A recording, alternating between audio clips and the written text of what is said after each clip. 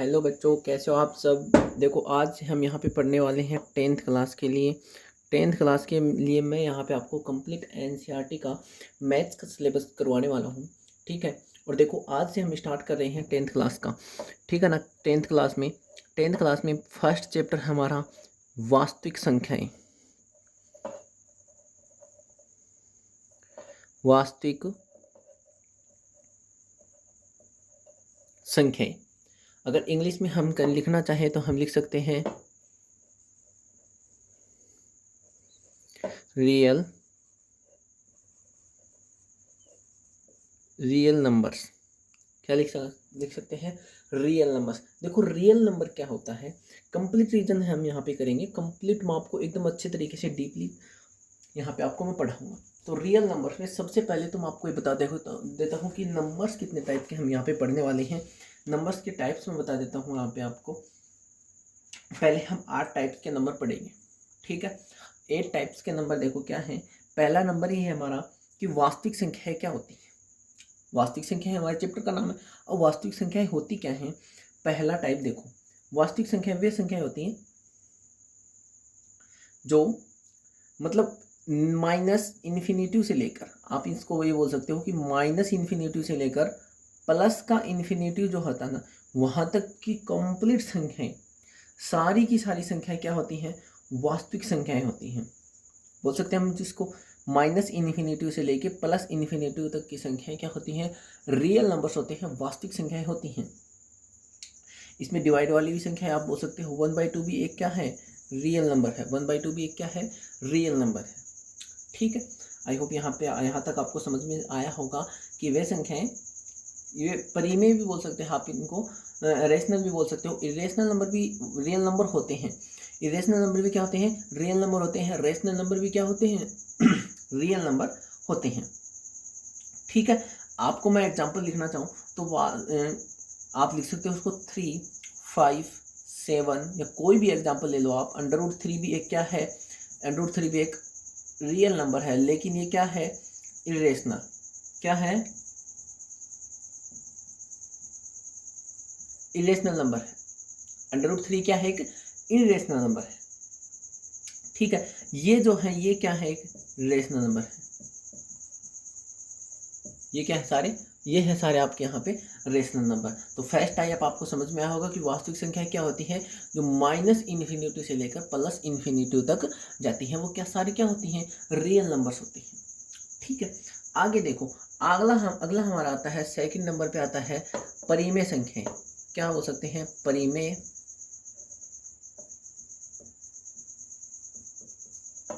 संख्याएं। परिमेय संख्या को हम ये भी बोल सकते हैं रेशनल नंबर।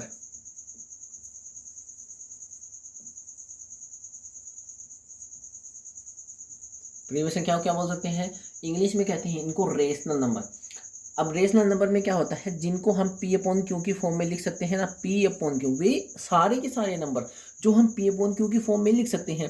और जहाँ पे हमारा जो Q नॉट इक्वल टू क्या होना चाहिए? 0 होना चाहिए, क्योंकि Q इज इक्वल टू 0 हो जाएगा तो P/ में लिख के देखो 0 क्या आ जाएगा आपका? यहाँ पे इन्फिनिटी आएगा। ठीक है। तो जिनको हम P/Q की फॉर्म में लिख सकते हैं वो सारे के सारे क्या होते हैं? Rational number. अब रेशनल नंबर में आप ये चाहो कि इसमें पॉजिटिव नंबर भी काउंट होते हैं। ठीक है। और रेशनल नंबर में हमारे यहाँ पे नेगेटिव नंबर भी काउंट होते हैं। दोनों टाइप के रेशनल नंबर हो सकते हैं। -3/2 भी एक रेशनल नंबर है और 3/2 भी एक रेशनल नंबर है। ठीक है। मतलब सीधी सी बात क्या है, जिनको हम P/Q की फॉर्म में लिख सकते हैं वो सारे के सारे क्या होते हैं? रेशनल नंबर होते हैं। ठीक है। आगे जो हमारा आता है, थर्ड नंबर पे आता है हमारा अपरिमेय संख्या। क्या आता है? अपरिमेय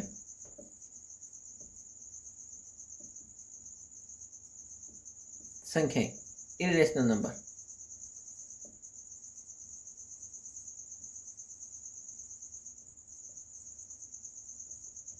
इरेशनल नंबर। इरेशनल नंबर्स क्या होते हैं? देखो, ऐसे नाम से पता चल रहा है कि अपरिमेय संख्या, जिनको हम P/Q की फॉर्म में नहीं लिख सकते हैं, जिनको हम P/Q की फॉर्म में नहीं लिख सकते हैं, उनको क्या कहते हैं? इरेशनल नंबर कहते हैं। अब देखो यहाँ पे बहुत ही मोस्ट इंपॉर्टेंट बात मैं आपको बताने वाला हूँ कि जितनी भी अंडर रूट की संख्याएं होती हैं वो क्या होती हैं, इरेशनल नंबर होती हैं। अक्सर पूछा जाता है एग्जाम में पाई जो है वो क्या है, तो पाई यहाँ पे आपका इरेशनल नंबर है।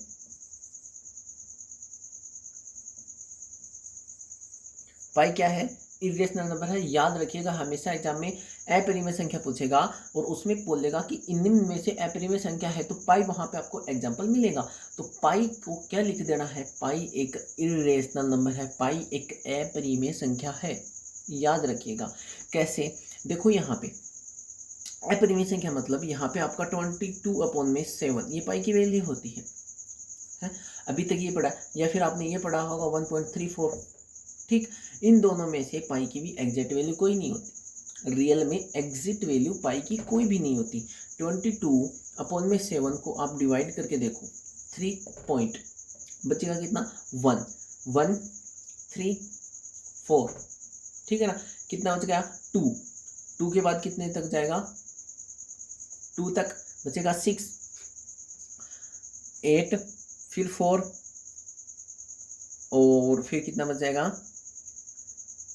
5 फिर से 5 बचेगा, फिर से 50 फिर से 48, मतलब ऐसे बढ़ता जाएगा। पाई की वैल्यू देखो कभी 1 4 2 8 5, मतलब कभी भी टर्मिनेट नहीं हो रही है, ये वैल्यू रिपीट नहीं हो रही है, कंटिन्यू दूसरी की दूसरी वैल्यू दूसरी वैल्यू दूसरी वैल्यू ऐसे आती जा रही, रिपीट नहीं हो रही। पाई की कोई भी निश्चित वैल्यू नहीं होती, इसलिए हम इसको यहाँ तक तो डिवाइड करने के बाद 3.14 लेते हैं और यहाँ पे 22/7 लिया जाता है।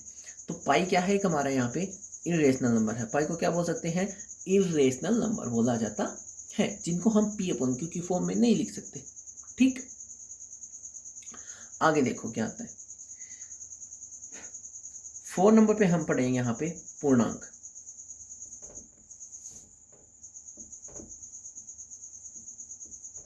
पूर्णांक संख्याएं, पूर्णांक संख्याएं देखो क्या होती हैं। पूर्णांक संख्याओं को हम इंग्लिश में बोलना चाहें तो क्या बोल सकते हैं, इंटीजर। क्या बोल सकते हैं, इंटीजर्स बोलते हैं। पूर्णांक संख्या क्या होती हैं, इंटीजर्स होती हैं। देखो स्टार्टिंग मैंने आपको बताया था कि रियल नंबर, रियल नंबर में मैंने क्या कहा था कि -∞ से लेकर +∞ तक की जो सारी संख्याएं वो क्या होती हैं, रियल नंबर। लेकिन यहाँ पे जीरो भी आता है, तो जीरो जो है वो रियल नंबर नहीं होता है, जीरो रियल नंबर नहीं होता है। जीरो क्या नहीं होता, रियल नंबर नहीं होता। लेकिन यहाँ पे हमारा जो जीरो है वो क्या होता है, एक इंटीजर होता है। जीरो क्या होता है, इंटीजर होता है। अब देखो इंटीजर भी दो टाइप के होते हैं, एक होता है पॉजिटिव इंटीजर जिनको हम i+ से लिख सकते हैं, और नेगेटिव इंटीजर होते हैं उनको i- से लिख सकते हैं। अब पॉजिटिव इंटीजर होते हैं, इनमें पॉजिटिव वैल्यू होती है। इंटीजर भी वही आता है, -∞ से लेकर उनमें जीरो भी काउंट होता है, +∞ तक जाती है, वो सारे क्या होते हैं, इंटीजर्स होते हैं। पॉजिटिव इंटीजर होते हैं, एक नेगेटिव इंटीजर, तो जो नेगेटिव वैल्यू है वो नेगेटिव में काउंट हो जाएंगी और जो पॉजिटिव वैल्यू है वो पॉजिटिव में काउंट हो जाएंगी। लेकिन जीरो, जीरो ना तो नेगेटिव इंटीजर है ना एक पॉजिटिव इंटीजर है। पूछ लिया जाता है अक्सर कि जीरो कौन सा इंटीजर है, तो जीरो ना तो नेगेटिव है ना पॉजिटिव इंटीजर है, ठीक है ना, जीरो सिर्फ इंटीजर है। ओके, आगे देखो, अगला आता है हमारा 5 नंबर पे, हमारा नंबर है सम संख्या। क्या है, सम संख्या, इवन नंबर। क्या होता है, इवन नंबर्स। इवन नंबर्स क्या होते हैं, जो 2 से डिविजिबल होते हैं।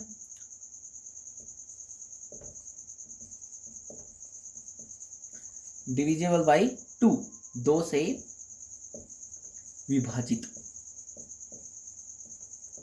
वे नंबर जो 2 से पूर्णतः विभाजित हो जाते हैं वो सारे के सारे क्या नंबर कहलाते हैं, सम संख्याएं कहलाती हैं। जैसे हम यहाँ पे लिखना चाहें तो 2 4 6 8 10, और यहाँ पे हमारा जीरो भी क्या है, एक सम संख्या है। ठीक है, तो सम के बाद में आता है हमारा विषम। 6 नंबर पे आता है विषम। विषम संख्याओं को लिखना चाहे तो ओड नंबर, ओड नंबर से हम लिख सकते हैं। विषम संख्याएं कौन सी होती हैं, ओड नंबर्स क्या होते हैं, विषम संख्याएं। ठीक, वो not divisible by 2, not divisible by 2, not divisible by 2, जो 2 से डिविजिबल नहीं होती हैं वो क्या होती है, हमारी सारी की सारी विषम संख्याएं होती हैं, ओड नंबर्स होते हैं। ठीक, एग्जाम्पल की लिखना चाहें 1 2 सॉरी 2 नहीं आएगा, 1 3 5 7 9 11, ठीक है, ये सारे क्या होते हैं, हमारे ओड नंबर्स होते हैं। आगे देखो, नंबर 7 पे आता है हमारा अभाज्य संख्या।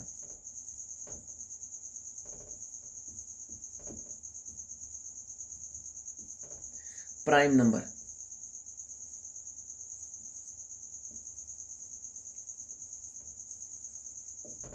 प्राइम नंबर देखो, प्राइम नंबर क्या होता है, मतलब या तो उसका फैक्टर जो होगा ना वो 1 होगा, या उसका फैक्टर होगा वो स्वयं इटसेल्फ, वो खुद होगी, या तो वो स्वयं होगी या वो एक से डिविजिबल होगी, और किसी भी नंबर से वो डिविजिबल नहीं होती। फॉर एग्जांपल हम लिखना चाहें यहाँ पे तो 3 जो है हमारा, 2 भी एक प्राइम नंबर है, 5 हमारा प्राइम नंबर है, 7 प्राइम नंबर, 9 प्राइम नहीं है, 9 ओड है लेकिन प्राइम नहीं है। ऐसा मत सोच लेना कि सारे के सारे ओड नंबर हो जाते हैं प्राइम नंबर होते हैं, ऐसा कंफर्म नहीं है। जैसे हमारा 9 है वो ओड है लेकिन प्राइम नहीं, क्योंकि उसमें वो 3 से डिविजिबल होता है। इसके बाद आता है 11, ये 13, फिर 17 और फिर 19, फिर 23, 23 के बाद 24, 29, फिर आता है 31, ठीक है। ऐसे करके करते करते फिर आ जाएगा आपका 37। ये सारे के सारे क्या है हमारे, ये सारे के सारे हमारे हैं प्राइम नंबर्स, जो खुद से डिविजिबल होंगी या फिर एक से डिविजिबल होंगी, वो सारे के सारे क्या होते हैं, प्राइम नंबर्स होते हैं। 8 नंबर पे देखो हमारा आता है भाज्य संख्याएं।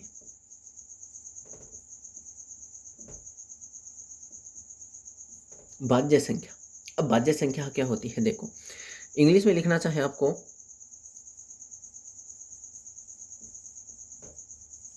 कंपोजिट नंबर क्या होते हैं, कंपोजिट नंबर, जो जिसके इस डेफिनेशन के तरीके से बोलना चाहे तो जिसके 2 से ज़्यादा क्या होते हैं, फैक्टर होते हैं, more than 2 factor, more than 2 factor, 2 से ज़्यादा गुणनखंड, जिनके 2 से ज़्यादा क्या होते हैं, गुणनखंड होते हैं, वो सारी की सारी क्या होती हैं, भाज्य संख्याएं, भाज्य संख्याएं होती हैं। एक तो देखो प्राइम और, समझ गए होंगे यहाँ तक, तो प्राइम और कंपोजिट से दो तीन मोस्ट इंपॉर्टेंट लाइंस जो है यहाँ पे, फैक्ट जो है वो मैं आपको यहाँ पे समझाने वाला हूँ। देखो मैंने आपको बताया कि प्राइम नंबर होता है कौन सा, 2, 2 क्या होता है, प्राइम नंबर होता है, मैंने आपको अभी बताया। लेकिन 2 क्या होता है, इवन भी तो है, होता है, 2 क्या होता है, इवन भी तो होता है। तो यहाँ से आप ये समझ रहे हो कि 2 एक ओनली ऐसा नंबर है जो इवन भी है और क्या है, प्राइम है। 2 एक ओनली ऐसा नंबर है जो इवन भी है और प्राइम भी है। इससे आप एक ये समझना चाहो, ये बात और समझो कि smallest prime number,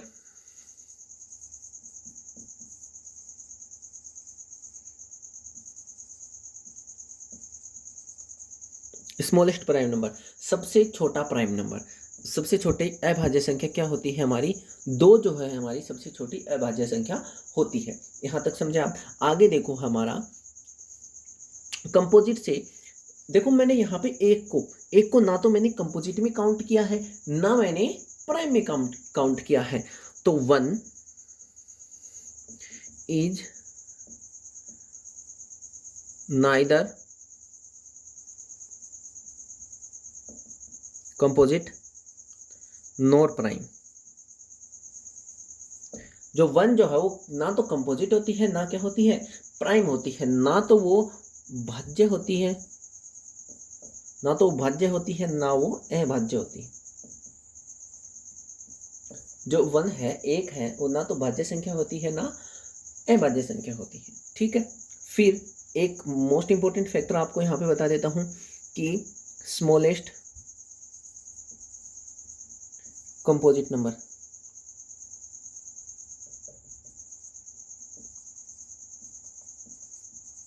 smallest composite number है यहाँ पे हमारा 4। 4 जो है वो स्मॉलेस्ट कंपोजिट नंबर है, हमेशा याद रखिएगा 4 जो है वो हमारा स्मॉलेस्ट कंपोजिट नंबर है। नोट डाउन कर लेना, स्मॉलेस्ट कंपोजिट नंबर इज 4। ठीक है, देखो तो जो हमारा इस चैप्टर में सबसे ज़्यादा यूज किसका होगा, जो स्टार्टिंग में पढ़ा हमने रियल नंबर, फिर हमने पढ़ा रेशनल इरेशनल, इन तीनों का सबसे ज़्यादा यूज होगा। और जो चौथी जो सबसे ज़्यादा यूज होने वाली बात आ रही है वो है हमारा शांत दशमलव प्रसार। शांत दशमलव प्रसार, इंग्लिश में लिखना चाहें टर्मिनेटिंग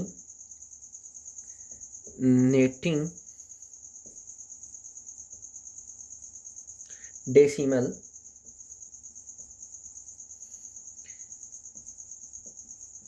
एक्सपेंशन। ठीक है ना, एक्सपेंशन क्या है कि शांत दशमलव प्रसार। देखो क्वेश्चन आता है एग्जाम में और हमेशा आता है, एक साल कोई बाय द वे एक आधे साल ना आए तो ना आए, बाकी एग्जाम में क्वेश्चन बहुत ज़्यादा पूछा जाता है कि इनमें से शांत दशमलव प्रसार कौन सा है और अशांत दशमलव प्रसार कौन सा है। तो वे रेशनल नंबर, ये किस में अप्लाई होता है, रेशनल नंबर में, ओनली किस में, रेशनल नंबर में अप्लाई होता है, परिमेय संख्या में। तो वे संख्याएं जिनका जो एक देखो, एक होता है हमारा डिनोमिनेटर, एक होता है न्यूमिनेटर। तो डिनोमिनेटर को, किसको, डिनोमिनेटर को हिंदी में बोलना चाहें तो हम इसको क्या बोल सकते हैं, हर। इनके हर को 2 की पावर n इंटू में 5 की पावर m, या 2 की पावर n या 5 की पावर m, या इनमें से कोई भी एक, 2 की पावर n की भी हो सकता है, 5 की पावर m भी हो सकता है, या इन दोनों में से कोई भी एक, दोनों साथ भी हो सकते हैं, इन दोनों में से कोई एक भी हो सकता है, कि फॉर्म में लिखा जा सकता है ना किसी को भी।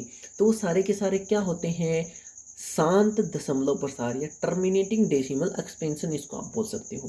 कैसे, देखो मैं यहाँ पे कोई एग्जांपल लेके बताता हूँ आपको। मैंने लिखा देखो यहाँ पे 2/4, क्या लिखा, चलो 2/4 रहने दो, मैंने लिख दिया यहाँ पे 5/4।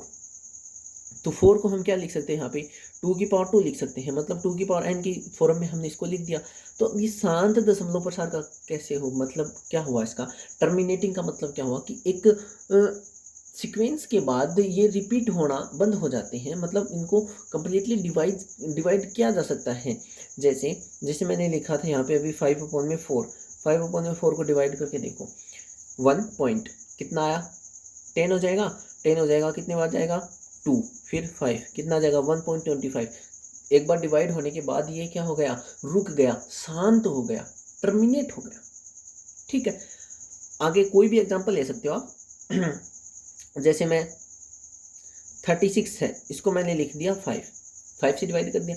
अब 36 को 5 से करके देखो आप, 6 पॉइंट कितना आएगा 60, सॉरी 7 टाइम्स चला जाएगा तो 7.2, कितना आ जाएगा 7.2, यह जाएगा 36। तो आप क्या है यहाँ पे डिवाइड में कि कुछ भी लिखा हुआ है तो या तो उसकी 2 की पावर n बनाने की कोशिश करो, है ना, या 5 की पावर m बनाने की कोशिश करो, या इन दोनों को साथ भी लिख सकते हो कि 2 की पावर n इंटू में 5 की पावर m। ठीक है, इस फॉर्म में बनाने की उसकी कोशिश करो। अगर वो बन जाता है, इस फॉर्म में वो आ जाता है, तो वो क्या हो जाएगा आपका शांत दशमलव प्रसार, टर्मिनेटिंग डेसिमल एक्सपेंशन। ठीक है ना, और अगर वो इस फॉर्म में नहीं बनता है तो वो क्या हो जाएगा, non terminating expansion. Non terminating expansion, जैसे मैं नॉन टर्मिनेटिंग का एग्जांपल आपको बताता हूँ। नॉन टर्मिनेटिंग का मतलब क्या होता है, मैंने यहाँ पे देखो वो लिख दिया 1/3, क्या लिख दिया 1/3 लिख दिया। अब देखो करके देखो इसको, क्या आ जाएगा 0, कितना 10, 3, फिर से 3, फिर से 3, 3, 3, 3, 3, ऐसे चलाता है। ठीक है, अभी मैंने एग्जांपल लिया था, देखो क्या लिखा था मैंने, 36/5 लिखा था ना। अब मैं लिख देता हूँ 36/7, क्या लिख दिया मैंने 36/7। तो कितनी बार जाएगा 5 पॉइंट, कितना बच गया 1, कितना बच गया 1। 7 1 जा 7, बच गए 3, 7 4 जा 28, बच गए 2, बच गए 2, और फिर जाएगा 2 टाइम्स, फिर 60 बचेगा, और 7 8 जा 56, बचेगा 4, 5। ठीक है, 5 टाइम्स आएगा, फिर से 50 आ गया, फिर से 4 टाइम्स आएगा। मतलब क्या है कि देखो कंटिन्यू चलता जा रहा है, चलता जा रहा है, चलता जा रहा है, ख़त्म नहीं हो रहा है। तो इसी का मतलब क्या है, नॉन टर्मिनेटिंग।